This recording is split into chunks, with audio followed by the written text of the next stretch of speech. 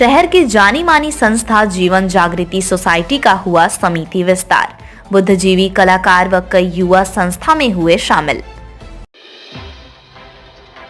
कार्तिक पूर्णिमा के अवसर पर पुण्य की डुबकी के लिए गंगा नदी में उमड़ा आस्था का जन सैलाब। घाटों पर मेले जैसा माहौल। गुरु नानक देव के 554वें प्रकाश पर्व पर निकाली गई शहर में नगर कीर्तन शोभा यात्रा। नई पेंशन स्कीम के विरोध में और पुरानी पेंशन बहाली के मांग को लेकर गोप गुट ने निकाला कैंडल मार्च। विशेष संक्षिप्त पुनरीक्षण 2024 कार्यक्रम के तहत कमिश्नर संजय कुमार सिंह ने सभी राजनीतिक दलों के प्रतिनिधियों, ERO एवं AERO के साथ की बैठक। और अब खबरें विस्तार से। शहर की जानी मानी संस्था जीवन जागृति सोसाइटी का हुआ समिति विस्तार। बुद्धिजीवी कलाकार व कई युवा संस्था में हुए शामिल। भागलपुर में जीवन जागृति सोसाइटी के द्वारा आज समिति विस्तार का आयोजन शहर के निजी होटल में किया गया, जिसमें काफी संख्या में नए सदस्य इस संस्था के साथ जुड़े हैं। इस सदस्यता ग्रहण कार्यक्रम के दौरान जीवन जागृति सोसाइटी के अध्यक्ष डॉक्टर अजय सिंह ने बताया कि हमारी संस्था सड़क दुर्घटना, गंगा में डूबते लोगों को बचाने के साथ साथ कई तरह के कार्य कर रही है, जो लोगों को काफी अच्छा भी लग रहा है। और संस्था के कार्य से प्रेरित होकर ऑनलाइन माध्यम पर जुड़ने का संदेश देखकर आज काफी संख्या में समाज के बुद्धिजीवी कलाकार और कई युवा हमारे संस्था से जुड़े हैं और आगे भी हमारे संस्था समाज के उत्थान व लोगों को संकट से निकालने के लिए और भी बेहतर कार्य करेगी। वहीं समिति से शहर के जाने माने गायक त्रिलोक प्रियदर्शी भी संस्था से जुड़े और इन्होंने कहा कि काफी दिनों से ये संस्था के सराहनीय कार्य को हम देख रहे थे, हमें भी काफी अच्छा लगा, जिस कारण आज समिति से जुड़े और अब ये समिति गायन के क्षेत्र में भी कार्य करेगी। ने पहले भी हमें फोन करके इच्छा व्यक्त की थी कि हम आपके संस्था से जुड़ना चाह रहे हैं, तो उसी में हमने फेसबुक पर डाला कि कुछ लोग जो जुड़ना चाहते हैं वो संस्था से जुड़े। और चूंकि संस्था कई तरह का काम कर रही है एक साथ, तो हमें व्यक्तियों की जरूरत है, अच्छे इंसानों की जरूरत है, सामाजिक लोगों की जरूरत है और ऐसे में हम लोग काम सुचारू रूप से कर सकते हैं। और बहुत खुशी की बात है कि बहुत सारे लोगों ने उसमें डाला कि हम जुड़ना चाहते हैं, लेकिन शादी ब्याह का मौसम है, इसलिए बहुत लोगों ने कहा कि मैं बाद में आऊंगा। अभी करीब 10 लोगों ने इसमें ज्वाइन किया, जिसमें प्रसिद्ध गायक त्रिलोक प्रियदर्शी, LIC के रिटायर्ड अफसर सतीश जी और कोयली घुटा के युवक और कई लोग इसमें शामिल हुए और बहुत अच्छा लगा। और जब सतीश जी ने कहा कि 99% लोग जो है शहर में जीवन जागृति सोसाइटी को जानते हैं और जो खास करके कोरोना में जो उन्होंने काम किया, उनकी संस्था ने काम किया, तो वो अभूतपूर्व है। तो हम लोग लगातार आप सबों की कृपा दृष्टि, स्नेह और प्यार बनाए रखिए और हम लोग लगातार सामाजिक क्षेत्र में काम करते रहेंगे ताकि हमारे आम नागरिकों को कोई न कोई फायदा संस्था के द्वारा होते रहे। और इसका विस्तार हम लोग इस तरह से करना चाहते हैं कि यह देश का एक बड़ा संस्था के रूप में उभरे और इसमें हम लोग पूरे देश के लोगों को हम लोग जोड़ सकें। ऐसी हम लोग शुरुआत करने जा रहे हैं और इसको जल्द ही परिणाम इसका देखने को मिलेगा। धन्यवाद। विगत कुछ वर्षों से मैं देखता आ रहा हूँ कि इस संस्था के द्वारा जो कार्य किया जा रहा है वो बहुत ही सराहनीय कार्य है, जो शायद मैंने देखा नहीं कि और भी कहीं पे मुझे देखने को नहीं मिला। एक संस्था है वो 1-2 तरह से कार्य करती है, पर इनका क्षेत्र जो है बहुमुखी क्षेत्र है। हर तरफ इनका मैंने कार्य देखा है इस संस्था का, किस तरह से ये डूबते हुए को बचाते हैं, ट्रैफिक पर किस तरह से ये जाते हैं, रोड पर उतर जाते हैं खुद से और अपनी टीम के साथ। ये बहुत ही अभूतपूर्व है भागलपुर वासियों के लिए। और बहुत सारे इनके कार्य ऐसे हैं जो ऐतिहासिक है, मैंने देखा।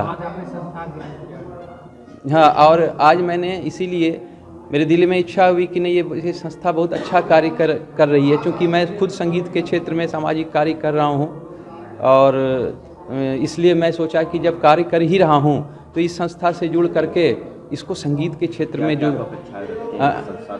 क्या क्या आप अपेक्षाएं रखते हैं? मेरी कोई अपेक्षा नहीं है। मैं ये करना चाहता हूँ कि संस्था से जुड़ के जो मेरा कार्य है संगीत के क्षेत्र में, तो डॉक्टर साहब से भी मेरी बात हुई, वो संगीत के क्षेत्र में ही मुझसे कार्य लेंगे और कुछ बातें हो भी गई हैं। आगे आपको बहुत जल्द ये रिजल्ट मिलेगा कि ये संस्था संगीत के क्षेत्र में भी क्या क्या कार्य आगे करेगी। मेरा पूरा योगदान रहेगा इस संस्था को। मेरा परिचय, मैं Trilok Pradarshi playback singer, music mentor, director, Sargam music academy Bhagalpur. Kartik Purnima के अवसर पर पुण्य की डुबकी के लिए गंगा नदी में उमड़ा आस्था का जनसैलाब। घाटों पर मेले जैसा माहौल। उत्तरकाशी में फंसे मजदूरों की कामना के लिए भी श्रद्धालुओं ने किया कार्तिक पूर्णिमा पर गंगा स्नान। कार्तिक पूर्णिमा पर आज तड़के सुबह से ही भागलपुर व भागलपुर के आसपास के सभी पवित्र गंगा घाट में श्रद्धालुओं ने आस्था की डुबकी लगाई। इसको लेकर भागलपुर पुलिस प्रशासन और एसडीआरएफ की टीम भी काफी चुस्त व मुस्तैद दिखी। भागलपुर के खिरनी घाट, पुल घाट, नीलकंठ घाट, पिपली धाम घाट, बूढ़ानाथ घाट, सखी चंद घाट के अलावा सुल्तानगंज के उत्तर वाहिनी गंगा और कहलगांव के बटेश्वर में लोगों ने आस्था की डुबकी लगाई और दान पुण्य किए। वहीं कुछ महिला श्रद्धालुओं ने उत्तरकाशी में फंसे मजदूरों के लिए कार्तिक पूर्णिमा के अवसर पर गंगा स्नान किया। उन्होंने कहा, ईश्वर से हमारी यही मनोकामना है कि उत्तरकाशी में फंसे हुए सभी मजदूर स्वस्थ बाहर निकले। हिंदू मान्यता में कार्तिक पूर्णिमा का दिन काफी पवित्र माना जाता है। इस दिन पवित्र नदियों में स्नान दान का विशेष महत्व है। इसे हम देव दीपावली भी कहते हैं। हिंदू मान्यताओं के अनुसार भगवान विष्णु ने दुनिया को जल प्रलय से बचने के लिए इस महीने मछली रूप में अपना पहला अवतार लिया था। हाँ, बहुत बड़ा महत्व है। कार्तिक पूर्णिमासी को बहुत बड़ा महत्व है। क्या करते हैं आज? हम लोग गंगा स्नान करते हैं, स्नान करके दीप दान करते हैं, दान पुण्य करते हैं।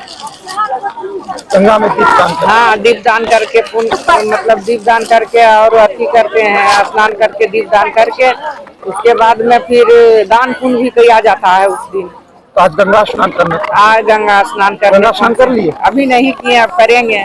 उसके बाद पूजा अर्चना। हाँ, पूजा अर्चना होगी। सुख किस शांति तरह की व्यवस्था है गंगा घाट? बहुत अच्छा व्यवस्था है। ठीक है। हाँ, बहुत अच्छा है। क्या नाम हुआ? मेरा अनीता देवी, इधर से आए? सिकंदरपुर मिर्जान हाट से। साल भर में एक बार गंगा जी से आते हैं हम लोग। तो इंतजार रहता है कार्तिक पूर्णिमा का। हाँ, बहुत अच्छा लगा, पानी भी अच्छा था। हाँ, और बाल बच्चा के लिए अच्छा मंगे, सबके लिए मंगे, हम सबके लिए भी मंगे हैं। अच्छा, सबों की कामना की है। सबके पूर्णिमा किए हैं गंगा माई से। कार्तिक पूर्णिमा से लाई चढ़ता है, लाई चढ़ता है। मैया को दीप जलाने, दीप दान किए, सब हो गया। तो स्नान करके क्या मांगना हुआ है? उत्तरकाशी में जितना मजदूर फंसे हुए हैं सब भाई को मतलब जीवन दान दे। अच्छा, उत्तरकाशी में मजदूर भाइयों के लिए कामना चल रहा है आपका। गुरु नानक देव के 554वें प्रकाश पर्व पर निकाली गई शहर में नगर कीर्तन शोभा यात्रा। गुरु नानक देव के 554वें प्रकाश पर्व जयंती के मौके पर आज भागलपुर के गुरुद्वारा गुरु सिंह सभा से नगर कीर्तन यात्रा निकाली गई। ये यात्रा 5 पर्व की अगुवाई में निकाली गई। इसमें बहुत सारे सिख समुदाय के लोग शामिल हुए। नगर संकीर्तन यात्रा गुरुद्वारा से पटेल बाबू रोड, शहीद भगत सिंह चौक, खलीफाबाग चौक होते हुए गुरुद्वारा पहुंचा, जिसमें सैकड़ों सिख समुदाय के लोगों ने भाग लिया। यात्रा में कटिहार से आए कई सिख कलाकारों ने एक से बढ़कर एक कलाकार प्रदर्शन किया, जिसमें ढाल, तलवार, चक्री, घूमना, आग फेंकना आदि शामिल रहे। गुरुद्वारा समिति के उपाध्यक्ष हरविंदर सिंह ने कहा कि गुरु नानक जयंती के अवसर पर पिछले 4 दिनों से प्रभात फेरी निकाला जा रहा था और आज गुरुद्वारा परिसर में शोभा यात्रा निकाला गया, जो शहर के विभिन्न मार्गों से होते हुए पुनः गुरुद्वारा परिसर में समाप्त हुआ। इस शोभा यात्रा में शहर के सैकड़ों लोगों ने भाग लिया और गुरु नानक जयंती के अवसर पर गुरुद्वारा परिसर में भजन का कार्यक्रम किया जाएगा और भजन कार्यक्रम के उपरांत लंगर का आयोजन होगा, जिसमें भागलपुर शहर के अलावा शहर के आसपास के जिले के भी लोग इस लंगर में भाग लेंगे। नानक देव जी महाराज का 554वां प्रकाश पर्व आज द्वितीय दिन आप लोग देख रहे हैं। ये नगर कीर्तन शोभा यात्रा निकल चुकी है और इस कार्यक्रम में पंच प्यारे की अगुवाई में श्री गुरु नानक देव जी महाराज की भजन करते हुए, गुणगान करते हुए ये पालकी शोभा यात्रा निकल चुकी है और गुरुग्रंथ साहब की अगुवाई में ये गुरुद्वारा परिसर से निकलकर घंटाघर चौक, भगत सिंह चौक, उसके बाद पूरा खलीफाबाग चौक, स्टेशन चौक दवा पट्टी होते हुए स्टेशन चौक, सुजागंज बाजार होते हुए पुनः गुरुद्वारा की ओर प्रस्थान करेगी। नगर कीर्तन की शोभा यात्रा में आप देख रहे हैं कई जगह से श्रद्धालु सम्मिलित हुए हैं, कटिहार से, पूर्णिया से। इसके अलावा गाजे बाजे के साथ बाबा की पालकी निकाली जा रही है। शाम में भी कुछ कार्यक्रम है क्या? शाम में गुरु का भजन कीर्तन होगा एवं भंडारा भी होगा। हर्षप्रीत सिंह, मीडिया प्रभारी, गुरुद्वारा। हम लोग शोभा यात्रा निकाल रहे हैं। यहाँ से शोभा यात्रा निकलेगी आपका घंटाघर होते हुए आपका खलीफाबाग से साइकिल पट्टी से होते हुए वैरायटी चौक होते हुए गुरुद्वारा परिषद में पहुँचेगी। और रात का जो है भव्य मतलब हम लोग का जो कीर्तन का प्रोग्राम है, उसके बाद हमारा ये गुरु का लंगर अटूट रहेगा। और हमारे श्रद्धालु जो है कटिहार से, पूर्णिया से और काढ़ागोला से वो लोग पधार चुके हैं। शोभा यात्रा के साथ वो लोग रहेंगे। मैं हरविंदर सिंह, आपका जो है हरविंदर सिंह उपाध्यक्ष।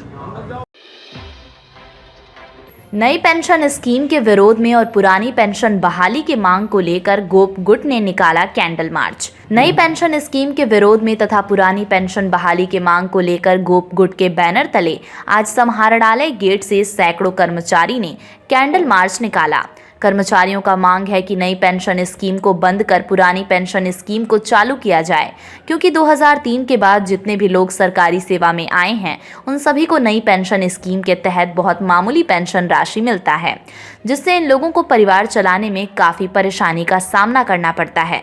इन मांगों को लेकर सरकारी कर्मचारी 10 दिसंबर को पटना के संजय गांधी स्टेडियम में सभा करेंगे। इन लोगों का कहना है कि यदि पुरानी पेंशन स्कीम को केंद्र सरकार और राज्य सरकार के द्वारा चालू नहीं किया जाता है तो आगामी लोकसभा और विधानसभा चुनाव में परेशानी भी हो सकता है।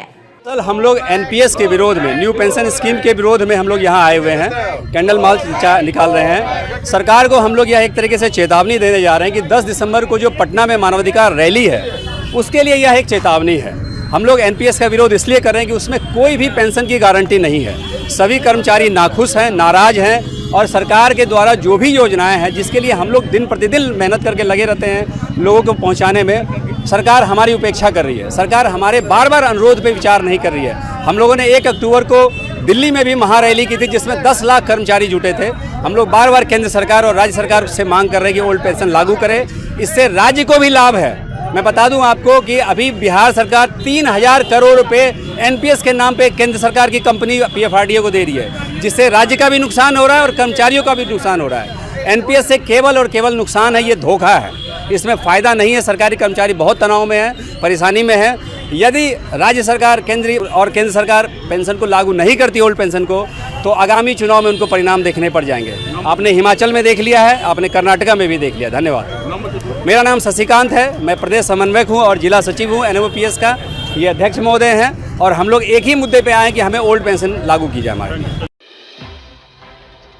विशेष संक्षिप्त पुनरीक्षण 2024 कार्यक्रम के तहत कमिश्नर संजय कुमार सिंह ने सभी राजनीतिक दलों के प्रतिनिधियों, ईआरओ एवं एईआरओ के साथ की बैठक। भागलपुर के समाहरणालय स्थित समीक्षा भवन में विशेष संक्षिप्त पुनरीक्षण कार्यक्रम 2024 का आयोजन निर्वाचन सूची प्रेषक सह प्रमंडलीय आयुक्त भागलपुर प्रमंडल भागलपुर द्वारा सभी मान्यता प्राप्त राजनीतिक दलों के प्रतिनिधियों, ईआरओ एवं एईआरओ के साथ संजय कुमार सिंह ने बैठक किया। इस बैठक में कमिश्नर संजय कुमार सिंह ने आगामी 2024 के चुनाव की कई रणनीतियों को और नियमों को लोगों के बीच बताया गया और किस तरह 2024 का चुनाव शांतिपूर्ण संपन्न हो, इसको लेकर कई बिंदुओं पर वार्ता की गई। वहीं मान्यता प्राप्त सभी राजनीतिक दलों के प्रतिनिधियों, ईआरओ और एईआरओ के कार्यकर्ता से भी उनकी राय ली गई। वहीं इस बैठक में भारत निर्वाचन आयोग के तहत कोई मतदान न छूटे, लोग मतदान को अपनी जिम्मेदारी समझें और मतदाता पहचान पत्र को आधार से जोड़ा जाए, इस पर भी वार्ता की गई। साथ ही जो युवा 18 वर्ष के हो गए हैं उनका भी मतदाता कार्ड जल्द से जल्द बनाया जाए। भागलपुर के कमिश्नर संजय कुमार सिंह के अलावा जिलाधिकारी सुब्रत कुमार सेन, एसडीएम धनंजय कुमार के साथ साथ कई वरीय पदाधिकारी भी इस बैठक में मौजूद थे। वहीं जिलाधिकारी सुब्रत कुमार सेन ने बताया कि इस बैठक में नए युवा वोटर को जोड़ने पर विशेष जोर दिया गया है, जो 18 वर्ष की उम्र के हो गए हैं और उनके पास अगर मतदान देने के लिए मतदाता कार्ड नहीं है तो वो ऑनलाइन या ऑफलाइन अप्लाई करके बनवा सकते हैं। वहीं इस बैठक में ये भी निर्णय लिया गया है, जिस महिला की शादी हो गई है उसका पता चेंज हो गया है, उसे भी आप सही कर सकते हैं। और जिन वोटर की मृत्यु हो गई है, मतदाता सूची से उसके नाम भी हटाए जाएंगे। साथ ही किसी तरह की परेशानी हो उसके लिए टोल फ्री नंबर भी लोगों के बीच दिया गया है, जिसका नंबर है 1950। इस टोल फ्री नंबर पर मतदाता सूची में अपने नाम को जुड़वाने के लिए संपर्क कर सकते हैं। इस तारीख को ड्राफ्ट पब्लिकेशन हुआ है 27 अक्टूबर को, और 1 माह की अवधि जो है व्यतीत हो गई है। 9 दिसंबर तक ये दावा आपत्ति का पीरियड रहेगा। दावा आपत्ति का मतलब है कि जो भी नाम जुड़वाने या हटवाने की प्रक्रिया होती है, फॉर्म 6 और फॉर्म 7 भरना, ऑनलाइन अप्लाई करना, तो वो 9 दिसंबर तक प्राप्त किया जाएगा। इसके लिए स्पेशल कैंप डे भी 2 और 3 दिसंबर को है, जिस दिन BLOs बूथ पर रहेंगे। और इसमें सभी लोगों से मेरी अपील होगी कि आप लोग अभी भी अगर आपका नाम छूटा हुआ है, आपके आसपास के लोगों का नाम छूटा हुआ है, तो आप लोग ऑनलाइन भी आवेदन दे सकते हैं, आप अप्लाई भी कर सकते हैं। हमारा टोल फ्री नंबर 1950 ये कार्यालय अवधि में कार्यरत रहता है। आपकी कोई भी शिकायत हो, नाम जोड़ने की प्रक्रिया, हटाने की प्रक्रिया, इसके बारे में कुछ जानना समझना हो, तो आप उस पर सूचना भी प्राप्त कर सकते हैं, आप अपनी शिकायत भी दर्ज करा सकते हैं। तो इसी संबंध में आयुक्त महोदय द्वारा सभी ERO और AERO के साथ बैठक की गई, और जितने भी हमारे राजनीतिक दल के प्रतिनिधि हैं उनसे भी बातचीत की गई, उनके भी सुझाव प्राप्त किए गए, उनकी जो समस्याएं थी उनके बारे में भी अवगत कराया गया। जैसे कुछ लोगों ने बताया कि जो महिलाएं शादी होकर के किसी दूसरे स्थान पर आ रही हैं और उनका निवास का पता अपने पिता के निवास स्थान का है, तो ऐसे मामलों में संबंधित BLO द्वारा नए निवास स्थान के पते की मांग की जा रही है। तो ये उचित नहीं है। उसमें अगर उनके पति या ससुर का पता और वोटर ID कार्ड उनका अगर नाम है और वो लिख करके देते हैं, BLO के जांच में पाया जाता है कि वो विवाह के बाद उस स्थान पर आकर के रह रही हैं अस्थायी रूप से, तो ऐसी महिलाओं का भी नाम जोड़ना है। तो इस तरह की सामान्य जो है कहीं भी किसी तरह की कोई इशू अगर हम लोग फील्ड में फेस कर रहे हैं तो उसके बारे में भी चर्चा किया गया। आज कमिश्नर सर का विज़िट भी था, और आप लोगों के माध्यम से मेरी अपील भी होगी कि यंग वोटर्स जो भी हैं, जिनका 18 साल 1 जनवरी 2024 को पूरा होने जा रहा है, वो लोग निश्चित रूप से अप्लाई करें। आप ऑनलाइन भी अप्लाई कर सकते हैं, आप अपने BLO को भी दे सकते हैं आवेदन, आप BDO SDO ऑफिस में भी दे सकते हैं। और ऑनलाइन तो सबसे आसान तरीका है, इमीडिएटली आपका आवेदन जो है अगले 1 माह में स्वीकृत हो जाएगा। इसके अतिरिक्त जिनका 18 साल अगले साल 2024 में अप्रैल और अक्टूबर को भी पूरा हो रहा है, वो भी अभी आवेदन दे सकते हैं। जब समय आएगा तो उस समय जब वो 18 के हो जाएंगे तो उस समय उनका भी आवेदन स्वीकृत कर लिया जाएगा। साथ ही जिनकी मृत्यु हो गई है उनका भी नाम हटाने का दायित्व परिवार के सदस्यों का है, तो आप ऑनलाइन फॉर्म 7 भर सकते हैं, आक्षेप करते हुए मृत्यु प्रमाण पत्र या जो संबंधित दस्तावेज है वो लगा करके। तो ऐसे लोग जिनकी मृत्यु हो गई है, उनका नाम नहीं रहना चाहिए, तो वो भी हटवाने का दायित्व परिवार का है, तो वो भी आवेदन करें। तो सभी लोगों से मेरी अपील होगी कि चुनाव से पहले स्पेशल समरी रिवीजन है, अगर आपके परिवार के सदस्य का नाम छूटा हुआ है तो निश्चित रूप से आप जो है अपना आवेदन दे करके ऑनलाइन या ऑफलाइन नाम जुड़वा लें।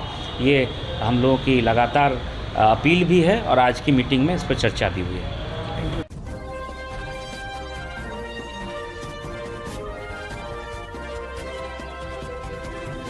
आप देख रहे हैं लोकल टीवी न्यूज 24/7, सब पर नजर, सबकी खबर।